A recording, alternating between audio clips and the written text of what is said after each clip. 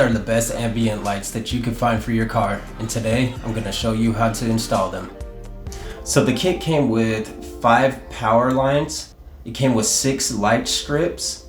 4 of them are regular size, and then 2 of them were different from the rest. One was very long and then one was shorter. It's for the different trim that you may have in your car. Whereas my car, I didn't need that. I could have just had one simple long strip and been fine, but you can combine them in a way that you don't really even notice. It is just one giant long strip. 5 boxes, 4 of them are just controller boxes that you would put in the door. And then 1 is the main control box, basically the brains of everything. It comes with 4 floor lights, 4 cup lights, 4 bowl lights, and it comes with 2 switches to control all of it. The first thing that you're obviously gonna have to do is get your door off. Now, I've taken my door off many times before, so this is a really quick process for me, but if you have not previously taken off your door, you may want to get a trim tool to assist you so you don't break anything while trying to remove the door. Once I had the door off, then I had to remove the previous ambient light, so that's what you see me doing here, is removing that before I installed the new ambient lights. Next, I had to find a spot to pull the light strip through. So luckily my doors, I didn't have to drill anything. There was holes there that I was able to find. I had to take out the screws for my trim, and after that it was a simple process and I was able to just pull the strips through.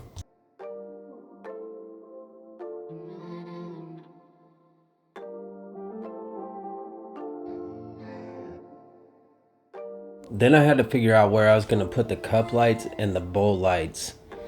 This was probably I wouldn't say the most difficult, but you may cringe a bit if you don't want to tear up your car, because it may take some drilling if you do not have any holes already pre-made that you can pull this stuff through. My car, I had to drill in order to get to the areas that I wanted to place the lights.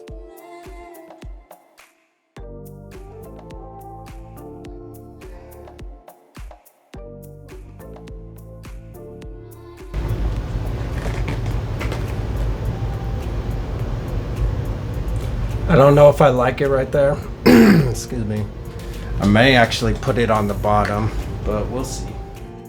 And as you can see, I did put it on the bottom after all. I didn't like it on top because you could see the round part.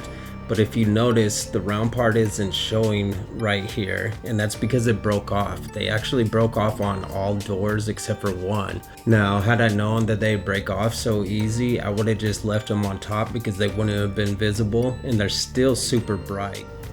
Now, mind you, with this kit, there is no instructions at all. So, as far as figuring out the box and putting everything together, I'm gonna display a picture and explain the different parts. Now for the control boxes, those are probably the things that I was confused with the most. It has LED 1 and 2 and ACC, DAT, and key, but it doesn't say which one goes to what. The ACC or accessory is your power. LED 1 and 2, those I believe are interchangeable. I tested both of them. It didn't matter which one you put it in, but that is for your LED strip.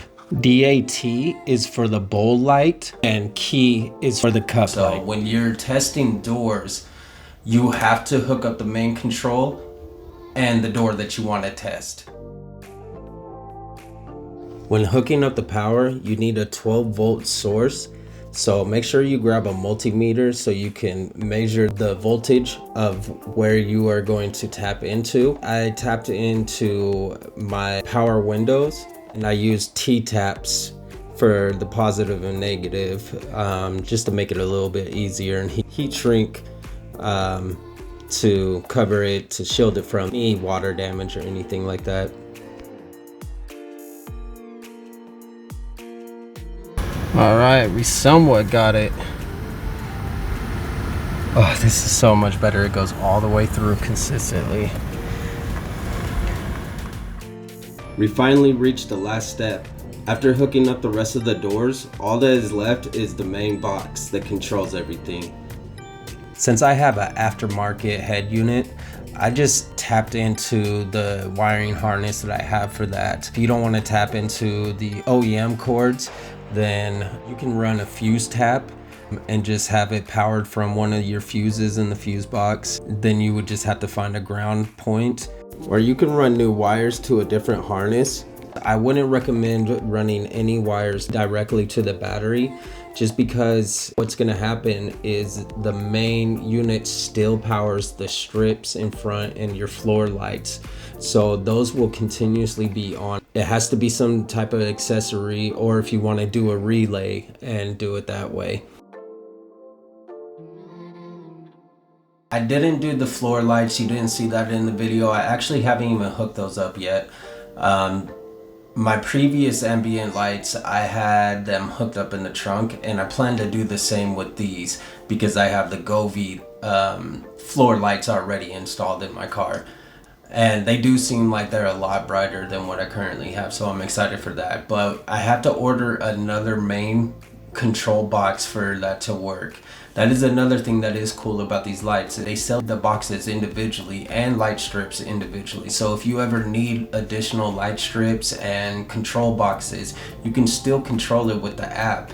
And that is a nice feature to have. It allows expandability. Now in my back seat, I don't have any door bowls. What I ended up doing with my bowl lights is I put them where my speaker opening goes. So it kind of lights up my speaker.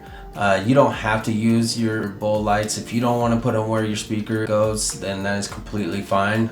I just thought it was kind of a cool little idea. I might as well use the lights if I have them. And it turned out kind of nice. They look pretty cool. So,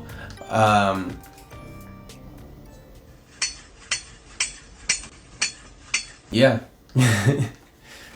I don't want to make this video too long, but just to touch on the app real quick, they do have a ton of modes. Like you see in the thumbnail, there's over 450 different modes. There's 255 for music, and then 210, I believe, for just regular color chasing, fade, gradient, strobe, and solid colors. And then they also have a custom section where you can literally do whatever you want, set up your own little rainbow colors that you want, any color chasings that you want, and that's just for the strips alone.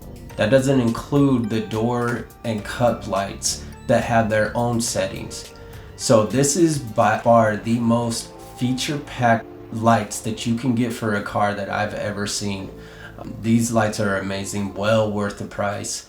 So I'm gonna leave you with a couple of clips with the live music mode, just so you guys can have a visual experience of what it looks like going to the music. After that, I'll just kind of wrap it up with a couple of clips just showing off the different modes. If you made it until the end, thank you so much for stopping by Tried LV. If you are not subscribed yet, please like and subscribe. I definitely appreciate it. I'm new to this YouTube thing, but it's, you know, hopefully we're going places with it. Until next time.